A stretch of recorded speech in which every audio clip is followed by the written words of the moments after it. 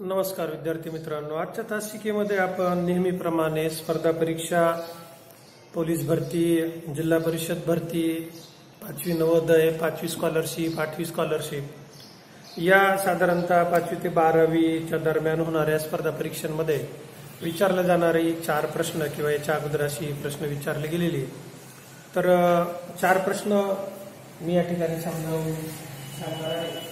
मित्रांनो, मी प्राध्यापक मनीष कुमार सत्यभामाताई संपतराव गायकवाड तुम्हा सर्वांच्या आजच्या या तासिकेमध्ये दिनांक 12 जून आय थिंक शनिवार 2021 आजच्या तासिकेमध्ये तुम्हा सर्वांचं खूप खूप स्वागत करतो. तुम्ही करत असलेल्या अभ्यासाला आणि तुमचं जे काही ध्येय आहे त्या सर्व तुम्हाला प्राप्त होईल सदिच्छा व्यक्त करतो आणि पहिलं गणित या ठिकाणी बोर्डवरती लिहितो. आता मित्रांनो, ही 4ही गणित विभाज्यतेच्या कसोट्यावरती अवलंबून आहे आणि ओरली या कसोट्या तुम्हाला मुखपाठच ठेवाव्या लागतील. म्हणजे साधारणतः आपण जर 2ची कसोटी म्हणले तर 2च्या कसोटीसाठी 2 वाक्य आपल्याला पाहायला भेटतात. ज्या संख्येच्या एकम स्थानी 0, 2, 4, 6, 8 हे अंक असतात त्या संख्येला 2 ने निशेष भाग जातो, किंवा सर्व समसंख्येला 2 ने निशेष भाग जातो, किंवा 2 ने निशेष भाग जाणारी संख्या ही समसंख्या असते.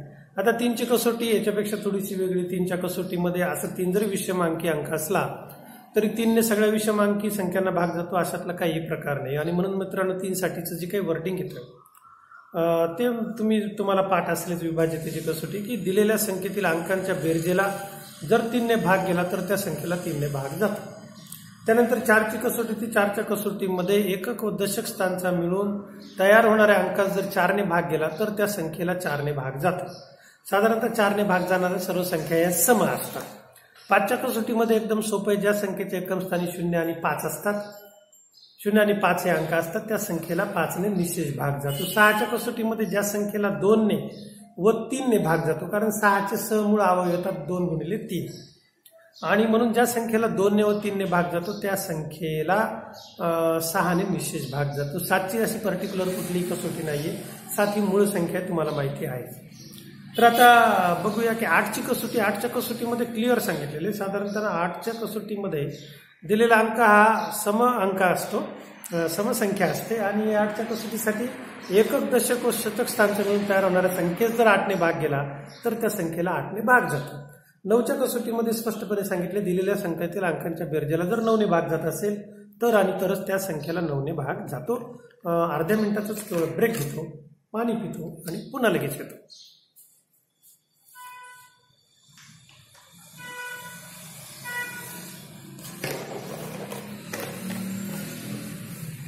पुढची कसोटी मित्रांनो 9ची झाल्यानंतर 10ची कसोटी.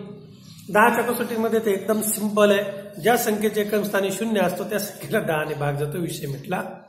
11ची कसोटी जी आहे, 11च्या कसोटीमध्ये दिलेल्या संख्येतील समस्थान विषमस्थानच्या अंकांची बेरीज वजा समस्थानच्या अंकांची बेरीज ही जर 0 किंवा 11 ने भाग जाणारी आली, डिव्हिजिबल बाय 11, तरच त्या संख्येला 11 ने निशेष भाग जातो. नंतर 12ची कसोटी. ज्या संख्येला 4 ने व 3 ने भाग जातो त्या संख्येला 12 ने भाग जातो. 13 ही मूळ संख्या, 13चा पाठच असावा लागतो. तर अशा 15ची कसोटी. ज्या संख्येला 3 ने व 5 नेही भाग जातो त्या संख्येला 15 ने भाग जातो. 16 असेल तर ज्या संख्येला 2 ने आणि 8 ने भाग जातो त्या संख्येला 16 ने भाग जातो. तर अशा या कसोट्या. आणि मग मोठ्या अंकासाठी काय की सहमूळ संख्या वापरून तुम्हाला त्या कसोट्या पूर्ण करायच्या असतात. म्हणजे जसं कालच्या मागच्या व्हिडिओमध्ये आपण बघितलं, 72 ही संख्या आहे, तर 9 8 72. ज्या संख्येला 9 ने भाग जातो आणि 8 ने भाग जातो त्या संख्येला 72 ने भाग जातो. तर असं लॉजिक वापरायचं. समजा आता 55 ने भाग जाणाऱ्या संख्या विचारल्या तर 55च्या मूळ अवयव पाडले आपण तर किती, 11 5 55. म्हणजे ज्या संख्येला 5 ने भाग जातो, म्हणजे बघायचं त्या संख्येचे एकम स्थानी 0 किंवा 5 आहे किंवा नाही. नसेल तर मग बघायचं की ही संख्या काही कामाची नाही. जर 0 किंवा 5 असेल तरच मग 11ची कसोटी त्याला लावायची. तर असे एक ट्रिक्स आणि टेक्निक्स आहेत. तर आता बघूया आपण आजचा पहिला प्रश्न तुमच्यासाठी मागील परीक्षेला विचारलेला, आणि पहिला प्रश्न मी आता इथं बोर्डवरती लिहितोय. पहिला प्रश्न असा आहे,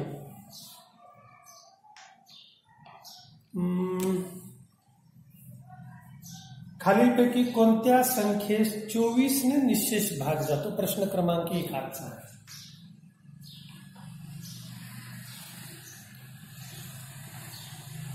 खालीलपैकी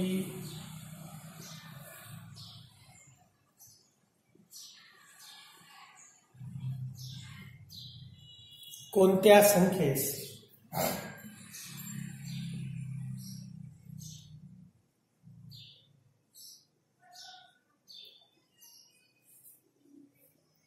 चोवीसने निशेष भाग जातो?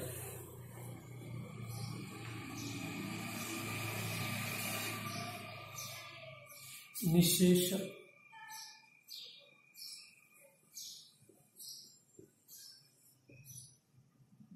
भाग जातो. आणि खाली संख्या दिलेली आहे. पर्याय क्रमांक ए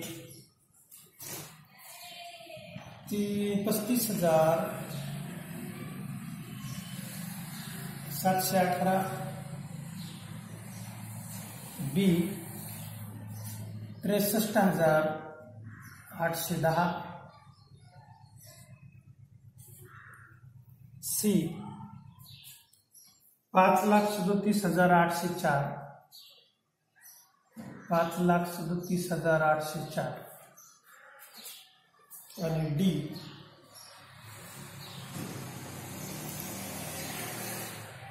30,25,736,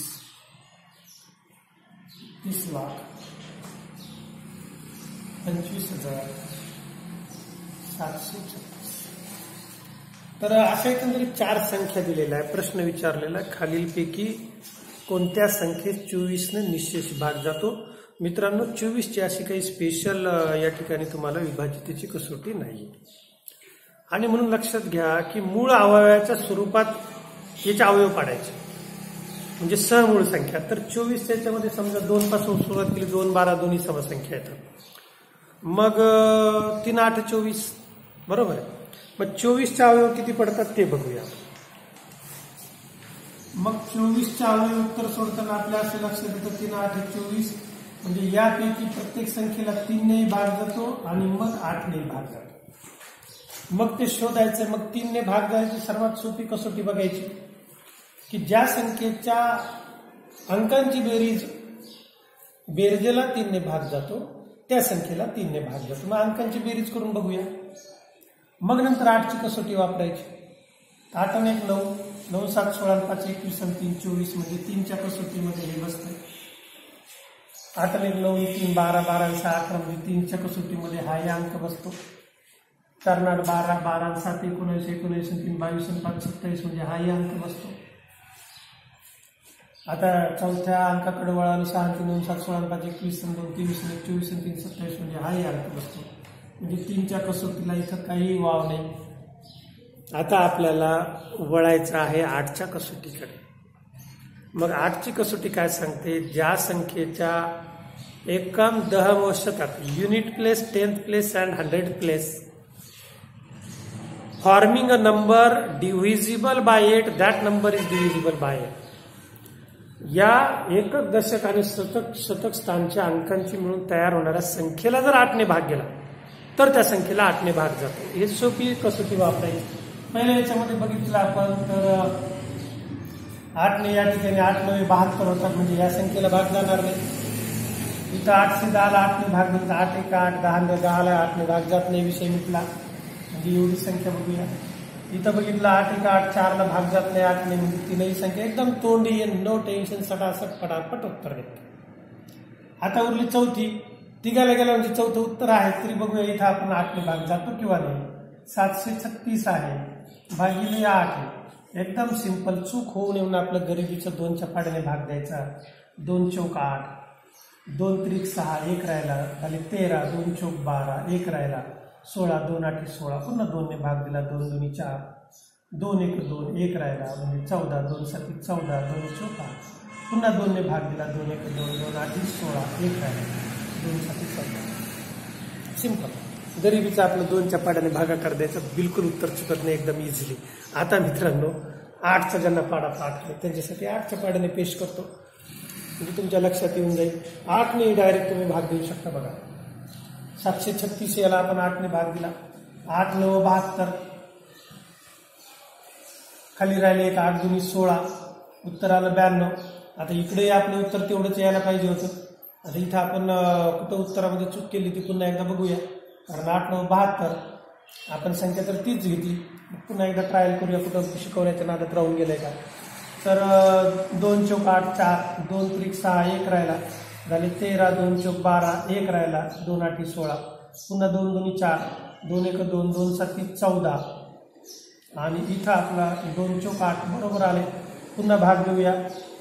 आता उरले 2 2 ने भाग दिला, 2 8 16 1 राहिला, 2 7 14, दोन्हीमध्ये असा फरक पडायला नको.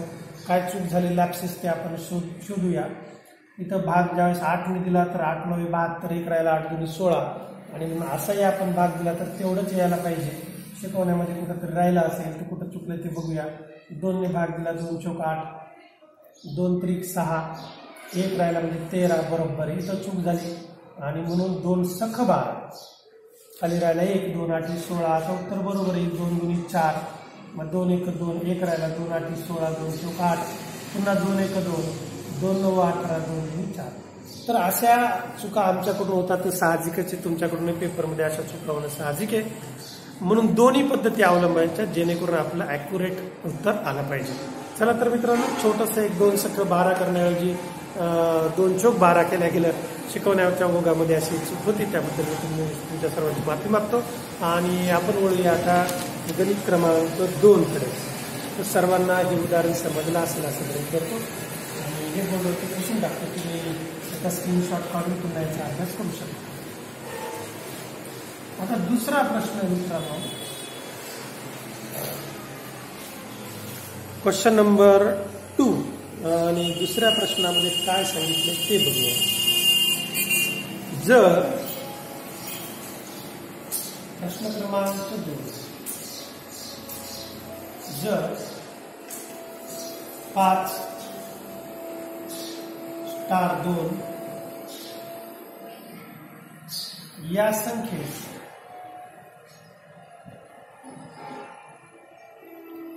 5 स्टार 2 या संख्येस 6 ने निश्चेष भाग जातो,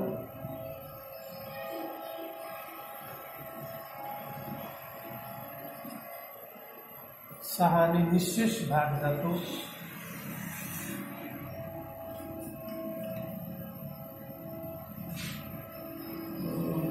निश्चेष भाग जातो, तर स्टारच्या जागी कोणता अंक येईल,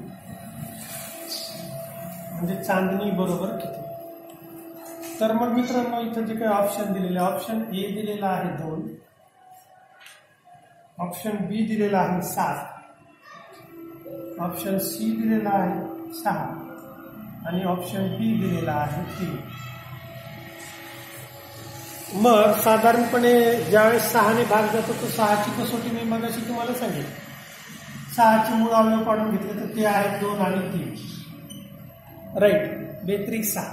मग यावरून अशी आयडिया येते की 5 स्टार 2 ज्या संख्येचे कंस्थानी 0 2 4 6 8 असतात त्या संख्येला 2 ने भाग जातो, म्हणजे ह्या 2चा कार्यक्रम आठवतो. 2 ने या संख्येला भाग जातो. आता मग 3 ने या संख्येला भाग जाण्यासाठी काय 3 ची कसोटी, की ज्या संख्येतील अंकांच्या बेरजेला 3 ने भाग जातो. मग अंकांची बेरीज करून बघायची. समजा 2 ठेवले तर 5 काय संख्या तयार होणार आहे, 5 2 2, 5 2 7 2 9, 9 ला 3 ने भाग जातो, म्हणजे या संख्येला 3 ने भाग जातो. उत्तर सापडलं. पण घाई करायची नाही, पुढे यायची. 7 किंमत ठेवली तर 7 5 12 2 14, 14 ला 3 ने भाग जात नाही.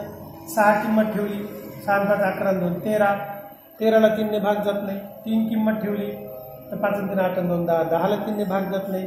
म्हणून मग स्टारच्या जागी कुठला अंक येईल, 2, कारण 5 2 7 2 9, म्हणून स्टार बरोबर 2, म्हणजे आपल्या प्रश्नाचं उत्तर येते 2.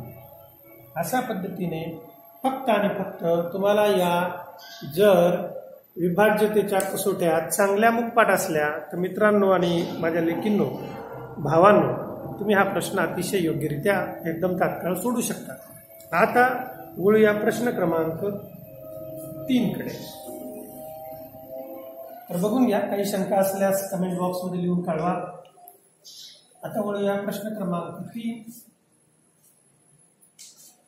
तिसरा प्रश्न आहे. जर हा प्रश्न थोडासा मोठा आहे आणि काळजीपूर्वक बघा. जर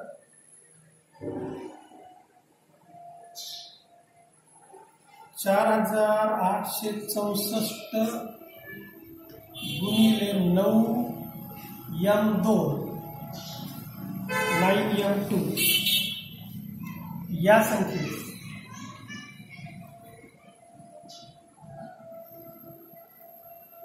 या संख्येस 12 ने निशेष भाग जातो. 12 ने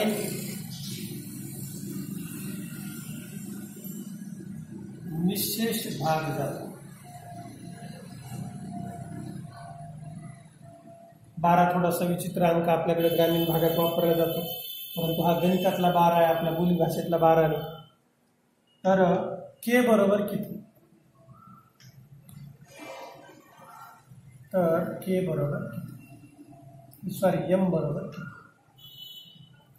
मग 12 ने निशेष भाग जातो. संख्या आपण खाली लिहून घेऊया मित्रांनो.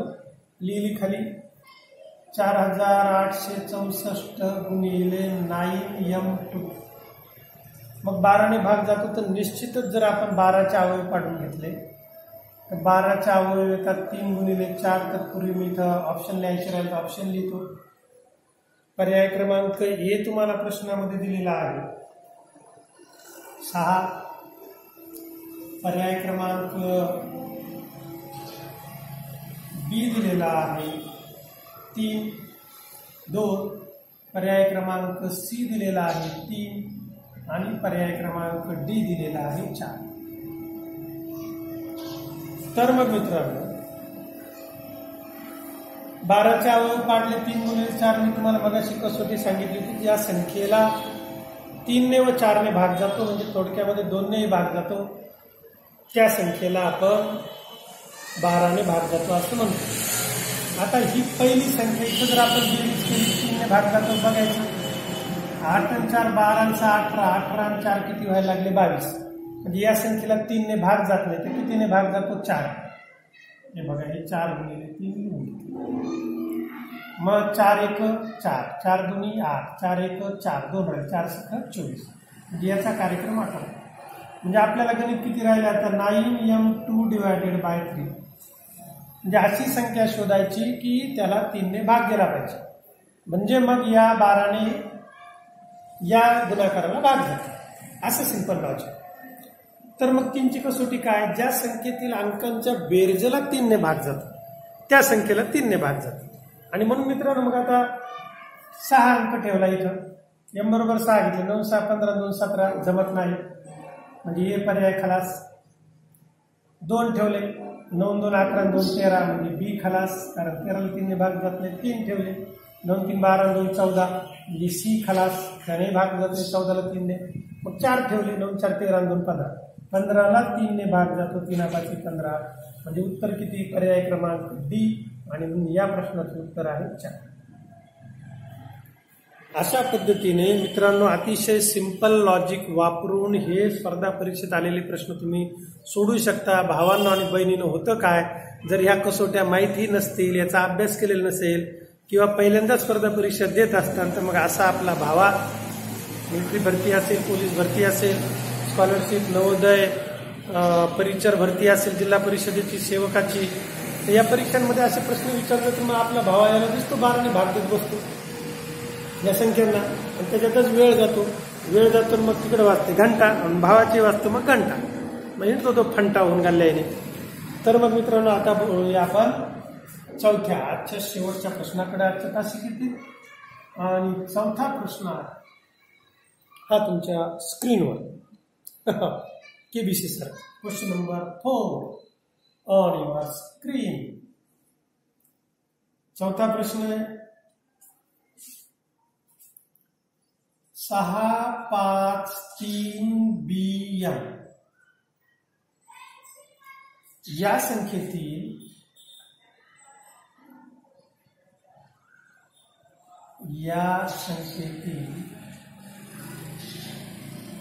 बी व 2 बी व एम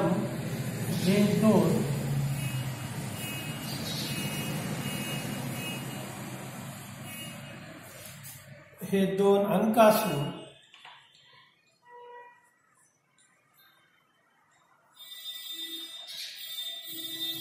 हे दोन अंक असून त्यांना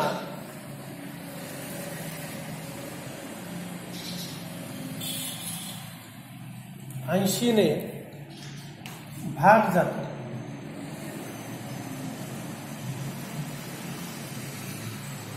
ऐंशीने भाग जातो तर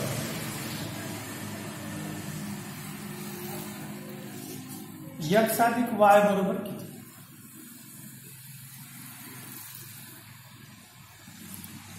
तर मग मित्रांनो, आता 80चे आपण अवयव काढून घेतले तर सिंपल आहे. तोंडी आपल्या असं लक्षात येतं 80चे अवयव म्हणजे या ठिकाणी 8×10=80. बघा 80चे अवयव काय पडणार आहे? 8×10 8×10=80. मग यावरून एक गोष्ट क्लिअर झाली की या संख्येला जर संख्या लिहून घेतोय मी 653BM. या संख्येला जर 10ने 80ने भाग जातो म्हणजे 10ने भाग जातो.